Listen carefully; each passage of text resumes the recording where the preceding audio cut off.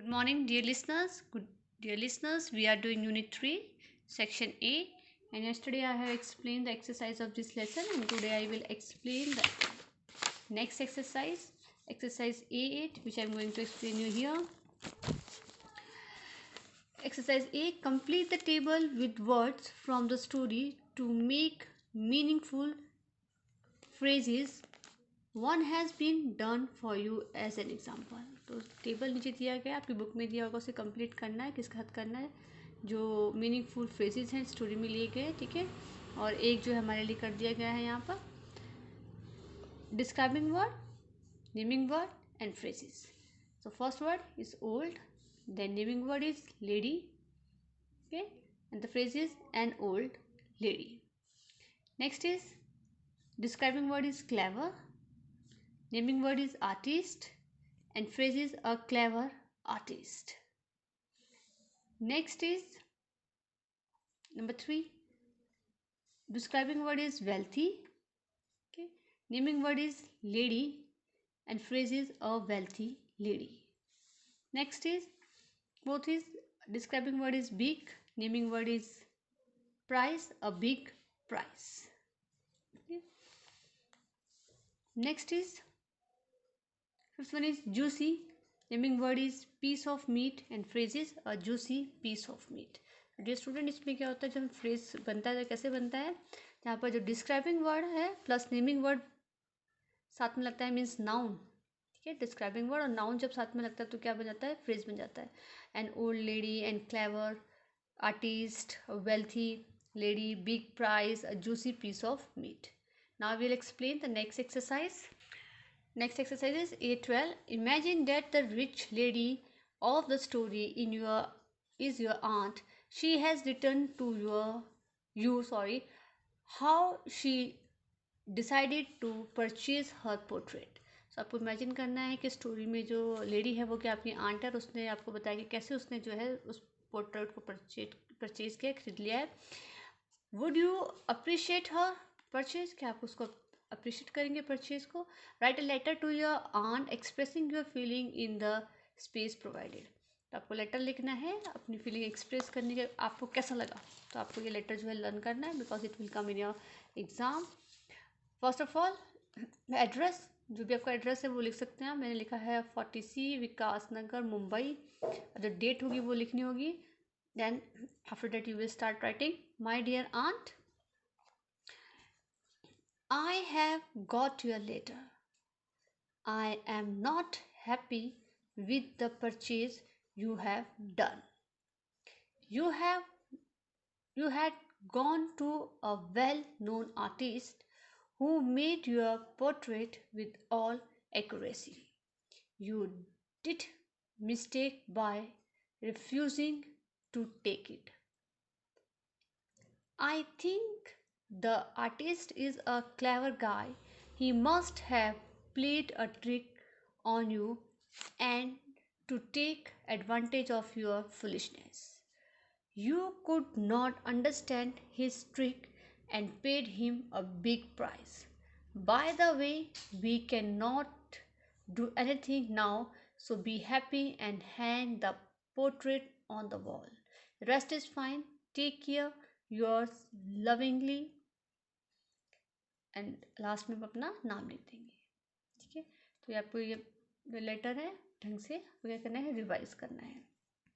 Now I will explain the next section, section B. जो ये क्या है हमने पढ़ा है कि क्या है. Listen the poem curious town as given in the tape script. तो टेप स्क्रिप्ट में जो पोएम दी गई है क्यूरियस टाउन उसके बारे में है, जो मैं आपको एक्सप्लेन कर चुकी हूँ. उसमें क्या है, इसमें एक्टिव जो आपको एक्सरसाइज करनी है वो कौन सी है, B3. Work in a pair, find the word that rhyme with the following. So rhyming word है वो करने हैं. ह्यू का म्यू, वे का टुडे, रॉर का फॉर और ग्रीन का ट्रेन. सो इसे आपने प्रैक्टिस करना है. नीचे क्या दिया गया है, अनस्क्रिबल the word given in the column 1 and write them in the column 2. Second, match the word you get with their description in the column 3. One is done for you. So एक में क्या है, जंबल वर्ड से किया, उसको correct करके हमें second में लिखना है, थर्ड में जो उसका मीनिंग बनता है उसका हाथ लिखना है। तो फर्स्ट क्या है, वर्ड जो उन्होंने ऑलरेडी डन फॉर अस क्या है, वो रॉक बनता है, ठीक है, इन वर्ड से। तो उसका मतलब क्या है, a large stone. Second word is rain बो, ठीक है। इन वर्ड्स को जो लेटर्स हैं हमें करेक्ट करके लिखना है। तो उससे वर्ड क्या फॉर्म हो रहा है, रेनबो। रेनबो कहता है form in the sky after rainfall. Next is boat. तो बोट क्या है, what is boat, a small vessel for travelling in water. Next one is town. What is the meaning of town, a small city. Now, dear student, I will explain the next section of this unit, section C. So, it's a story. What will you do? You will read this story. The name of the story is The Foolish Man. तो आपने इस story को ढंग से पढ़ लेना है, ठीक है। I have explain the story. मैं आपको इस स्टोरी को एक्सप्लेन कर चुकी हूँ। यहाँ पर तो इसको ध्यान से करना है, क्योंकि मैंने आपको बोला है कि मिडल ऑफ द चैप्टर में से मैं आपको वन वर्ड के क्वेश्चन से जरूर दूँगी करने के लिए। Now I will explain the exercise C3, which I am going to explain you here. Section C3, on the basis of your reading of the story, complete the following. So ये जो है आपके सेक्शन C3 आपके page number 57 पर है, ठीक है, वहाँ से आप लर्न कर लेंगे। मैं यहाँ पर आपको एक्सप्लेन कर रही हूँ। Once Emperor Akbar asked Birbal to, so once Emperor Akbar asked Birbal to, जो एम्पर अकबर थे उन्होंने बिरबल को क्या बोला था, to bring 5 most foolish man in the city of Agra. जो 5 मोस्ट फुलिश मैन है सिटी जो आगरा में रहते हैं उनको ढूंढ के लेके आओ। Number 2, Birbal agreed to do so and went out in search of, sentence is 5 most foolish man in Agra. तो आगरा जो बिरबल है उसने एग्री किया था और उसके बाद वो सर्च पे निकल गया था, कहाँ पर, आगरा में, कितने लोगों को ढूंढने के लिए, 5 most foolish man in Agra. Next is when Birbal asked the first man why he was not using his hand, the man answered that, जब बिरबल ने पूछा फर्स्ट मैन से कि तुमने अपने हाथ क्यों नहीं यूज कर रहे हैं, तो आंसर क्या दिया उसमें मैन ने, if he changed the position of his hands he would lose his measurement of the length of clothes his wife wanted. तो उसने बोला कि अगर मैं पोजीशन चेंज कर दूंगा तो जो लेंथ है कपड़े की, जो मेज़र उसकी वाइफ ने लिया था कि इतनी लेंथ का कपड़ा लेके आना, तो उसे मैं खो दूंगा, ठीक है।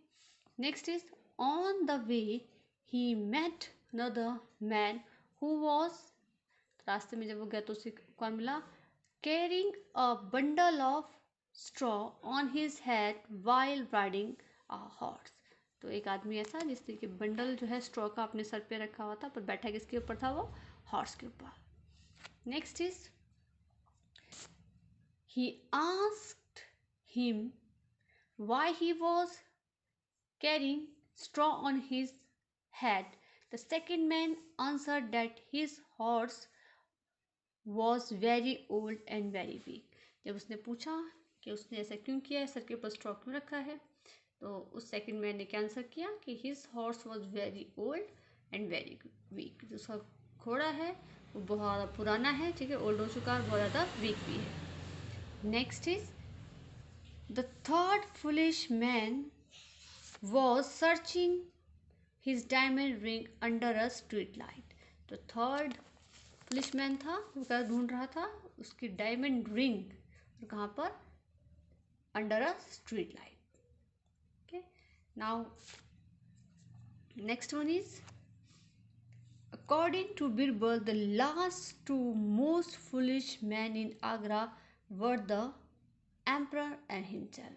तो अकॉर्डिंग टू बिरबल के अकॉर्डिंग कहते हैं जो दो लास्ट थे, 3 तो उसने फाइंड कर लिए थे, लेकिन जो 2 लास्ट के फुलिश मैन थे वो कौन कौन थे? एम्परर राजा मीन्स जो अकबर थे वो, और हिमसेल्फ यानी कि बीरबल खुद। Next is Birbal calls Akbar and himself foolish because Akbar set him such a foolish task, and he, Birbal, foolishly carried out his words. So Birbal ने, जब अकबर ने पूछा ऐसा क्यों बोला, तो उसने बोला कि आपने मुझे फुलिश टास्क के लिए भेजा, काम के लिए भेजा, और मैंने जो है बिना कुछ बोले उसको एग्री कर गया कि मैं जो है इस काम को करूँगा. So dear student, that's all for the day. Tomorrow I will discuss the next exercise. Thank you and have a nice day.